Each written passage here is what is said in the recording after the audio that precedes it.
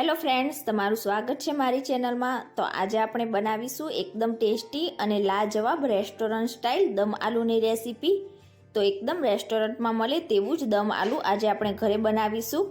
તો ચાલો બનાવવાનું શરૂ કરીએ। રેસીપી સારી લાગે તો વિડીયોને લાઇક કરજો, વધુમાં વધુ શેર કરજો અને ચેનલને સબસ્ક્રાઈબ કરીને બેલ આઇકનને પ્રેસ કરજો।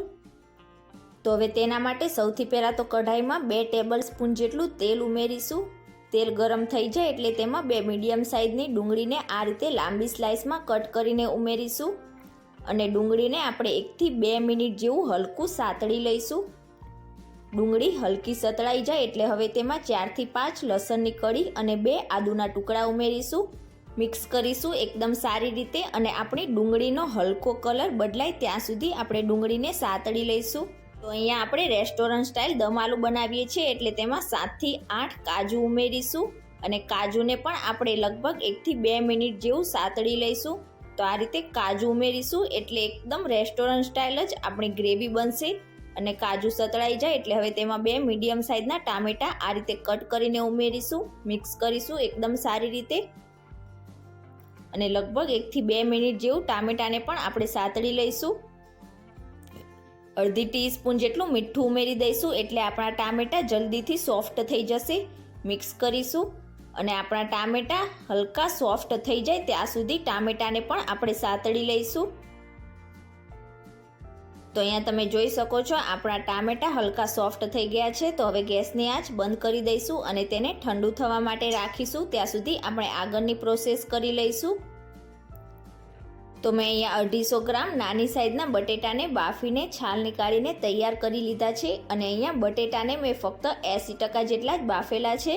જો તમે તેને પૂરા 100% બાફી લેશો તો જ્યારે આપણે તેને ફ્રાય કરીશું ત્યારે બટેટા તેલમાં તૂટવા લાગશે। તો ફક્ત 80% જેટલા જ આપણે તેને કૂક કરવાના છે અને હવે બધા જ બટેટામાં આપણે આ રીતે ફોર્કથી હોલ કરી લઈશું એટલે જ્યારે આપણે બટેટાને ગ્રેવીમાં એડ કરીશું ત્યારે ગ્રેવીનો ટેસ્ટ બટેટામાં અંદર સુધી જશે અને આપણા બટેટા પણ એકદમ સારી રીતે સોફ્ટ થઈ જશે। તો આ જ રીતે બધા જ બટેટામાં આપણે ફોર્કથી હોલ કરી લઈશું।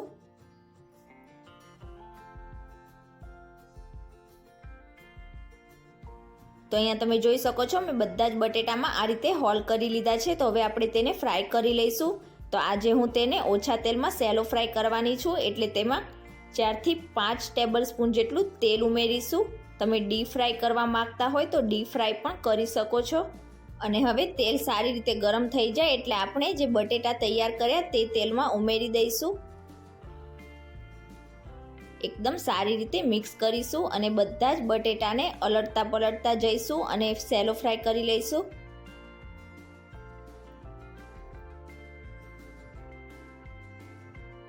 તો આ રીતે આપણે સેલો ફ્રાય કરીશું એટલે આપણા બટેટા તેલને વધારે પડતા એબ્ઝોર્બ નહીં કરે। તો જ્યાં સુધી આપણા બધા જ બટેટામાં ઉપરથી હલકો બ્રાઉન કલર જેવું ના થવા લાગે ત્યાં સુધી અલટતા પલટતા જઈશું અને ફ્રાય કરી લઈશું।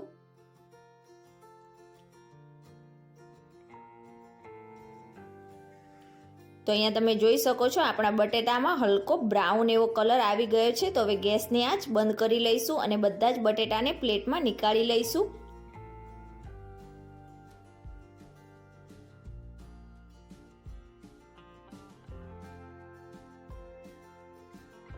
તો અહીંયા આપણા ટામેટા અને કાંદા પણ એકદમ સારી રીતે ઠંડા થઈ ગયા છે। તો મિક્સર જાર લઈશું અને આપણા કાંદા અને ટામેટાને તેમાં ઉમેરીશું અને પાણી નાખ્યા વગર જ એકદમ સ્મૂથ પ્યોરી બનાવીને તૈયાર કરી લઈશું। તો હવે જે કઢાઈમાં આપણે બટેટાને ફ્રાય કરેલા એ જ કઢાઈમાં આપણે શાક બનાવીશું। તો મેં 2 ટેબલ સ્પૂન જેટલું તેલ રાખીને બીજું તેલ અલગ કરી લીધું છે। તો હવે તેલ ગરમ થઈ જાય એટલે તેમાં એક તમાલપત્ર ઉમેરીશું, એક તજનો ટુકડો ઉમેરીશું, અડધી ટીસ્પૂન જેટલું જીરું ઉમેરીશું અને જીરાનો હલકો કલર બદલાવા દઈશું। જીરાનો હલકો કલર બદલાય એટલે આપણે જે ટામેટા કાંદાની પ્યોરી બનાવીને તૈયાર કરી તે ઉમેરી દઈશું।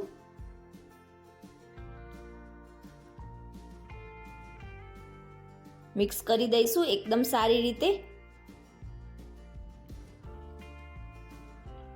તો આ રીતે પ્યોરી તેલમાં મિક્સ થઈ જાય એટલે જ્યાં સુધી આપણી પ્યોરીમાંથી તેલ સેપરેટ ના થવા લાગે ત્યાં સુધી તેને મીડિયમ ગેસની ફ્લેમ પર સાતળીશું।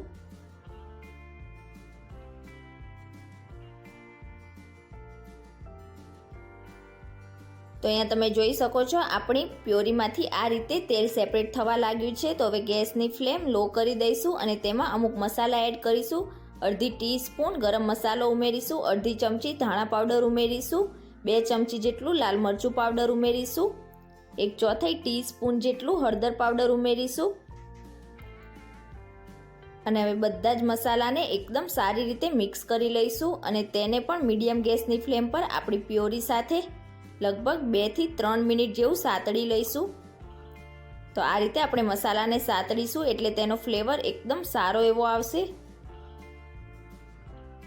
તો આ રીતે મસાલા સતળાઈ જાય એટલે હવે આપણે પાણી એડ કરીશું. તો જે મિક્સર જારમાં આપણે પ્યોરી બનાવેલી તેમાં 1 ગ્લાસ જેટલું પાણી એડ કરીશું, રિન્સ કરીશું અને આપણી પ્યોરીમાં એડ કરી દઈશું. મિક્સ કરી દઈશું એકદમ સારી રીતે.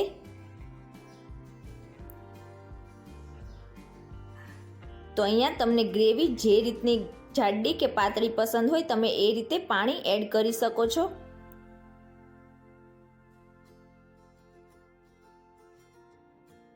હવે તેમાં અડધી ટીસ્પૂન જેટલું મીઠું ઉમેરી દઈશું. મિક્સ કરી દઈશું એકદમ સારી રીતે અને તેમાં એક બોઇલ આવવા દઈશું. તો અહીંયા આપણે પ્યોરીમાં પણ મીઠું એડ કરેલું, તો મીઠું તમારે ધ્યાનથી એડ કરવાનું.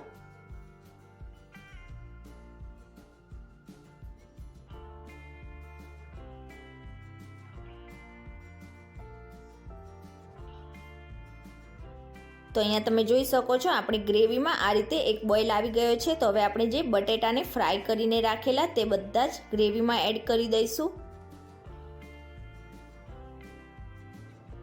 અને જો હજી સુધી તમે ચેનલને સબસ્ક્રાઇબ ન કરી હોય તો સબસ્ક્રાઇબ કરીને બેલ આઇકનને પ્રેસ કરજો એટલે મારી દરેક નવી રેસીપીના નોટિફિકેશન તમારામાં આવશે.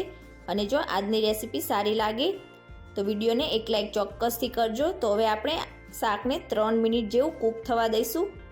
અને 3 મિનિટ જેવું થઈ જાય ત્યાર પછી તમે જોઈ શકો છો આપણી ગ્રેવી આ રીતે હલકી થીક થઈ ગઈ છે.